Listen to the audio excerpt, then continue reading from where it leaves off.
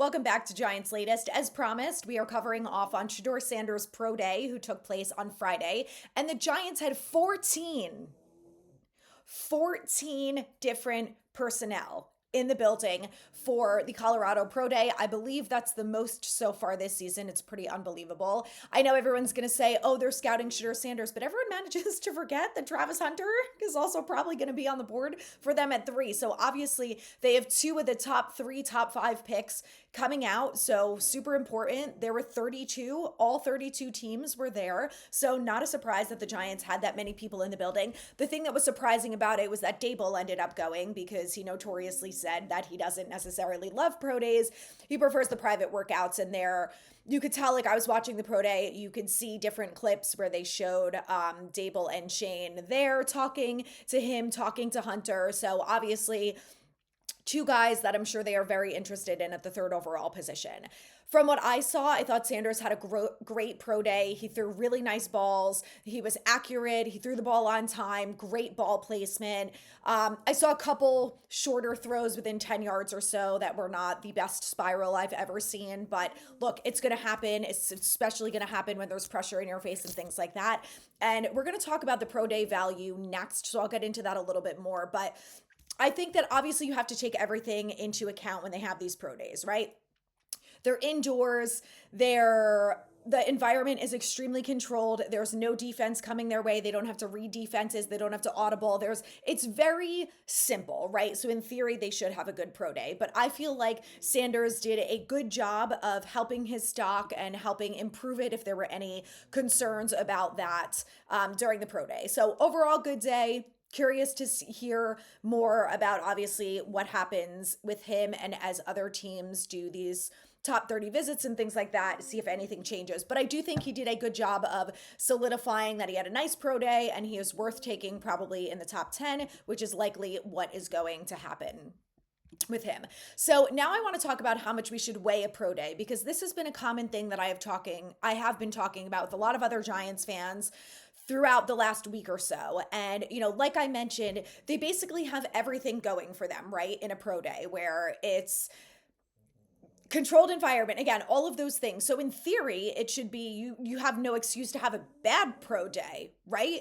You're in a familiar area, you have your wide receivers, they're not running, crazy routes and are going to have cornerbacks defending them. You have to worry about pass breakups and things like that. Like, in theory, you should have a good pro day. And that's the way that I look at it, is that you should have a good and above pro day. And if you don't, that's where I think it should hurt you more than it should help you. Because if you have a bad pro day and it's your wide receivers, it's your building, there's no wind, there's no rain, there's nothing to make it hard, right? Nothing that's going to challenge you in the sense of like it would in a regular game or practice or something like that. So you should have a good pro day. And I think if you come out and you have a really bad pro day, and look, everyone has bad days, but I think that should be weighed more heavily than someone having a great pro day.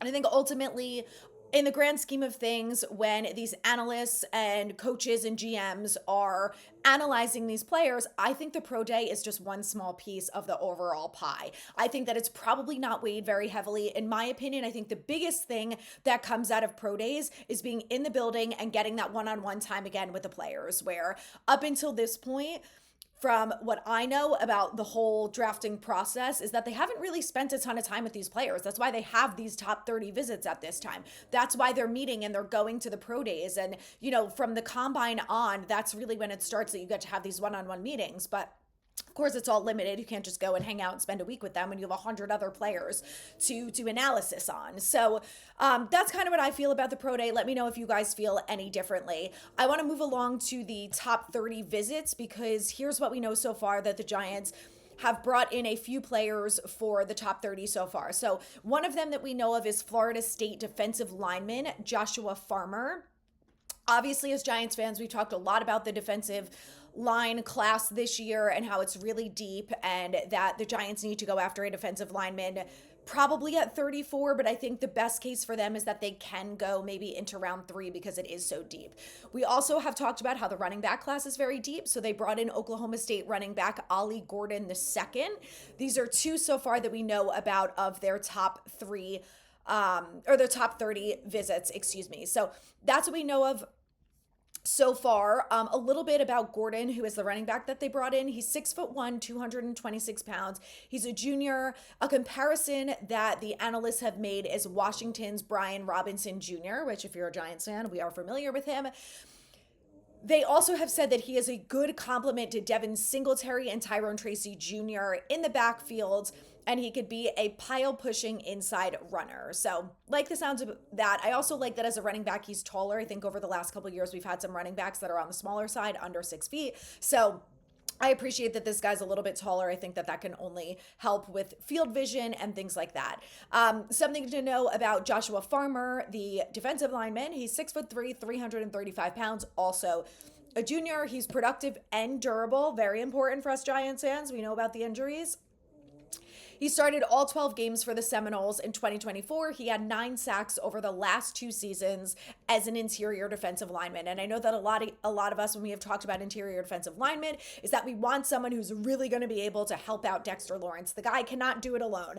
I know he's strong enough, and I know that he's a beast enough to take down 2 and 3 guys at a time, but the guy needs some help, please. So I think Palmer could be a good option for them. I don't know when his projection to go in is in the draft, but if he makes it to round 2, like I said, he could be an option at 34 or potentially in round 3. So very curious to see how that goes. But as we continue to talk about defensive players, Dable has met with Abdul Carter. So he went to Pennsylvania on Sunday, I believe, and had a one-on-one meeting with Abdul Carter. And then Abdul Carter is actually coming in for a top 30 visit on Thursday. He's coming to New Jersey to meet with the Giants. So Abdul Carter is a guy that I am absolutely very, very excited about. I think that if he's there at 3, the Giants need to immediately run to the podium, and you have to be thrilled about getting someone like that. And I think that the biggest concern that people have with Abdul Carter right now is the injury situation. He's coming off a shoulder injury, and he obviously has something going on with his foot.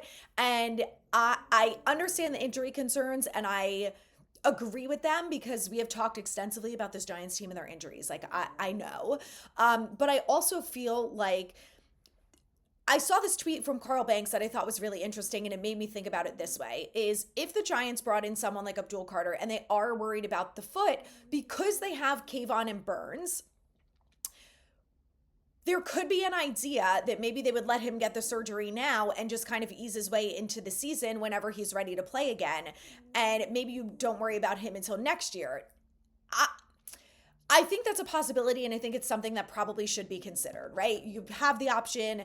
I think we all know there's this big question mark, and it's the same thing with Shedeur Sanders, is that if they bring in one of those 2 guys, I don't know if either one of them are starting week 1. I think it's less likely that Shedeur starts as opposed to Carter.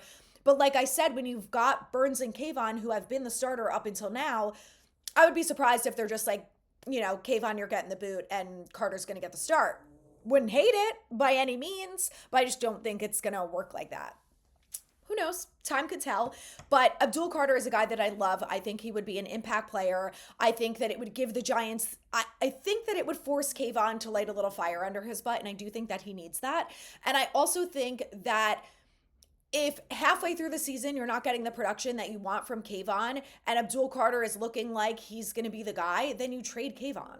Then at least you have that option, right? And you've got a good backup who's going to be able to do that. So I like Abdul Carter. I think he's one of the best players in the draft. I think that at 3, you can't go wrong between him and Travis Hunter. And Hunter also had a great pro day. He did end up running some routes. He looked like a pretty good route runner to me. So like I said, I think you can't go wrong with either one of those picks, and I think that the Giants are in a pretty good position at 3. So I'm excited to see what we do, but we have a lot more draft stuff to talk about. We've got 3 weeks until the draft, so more to come. Hit that subscribe button.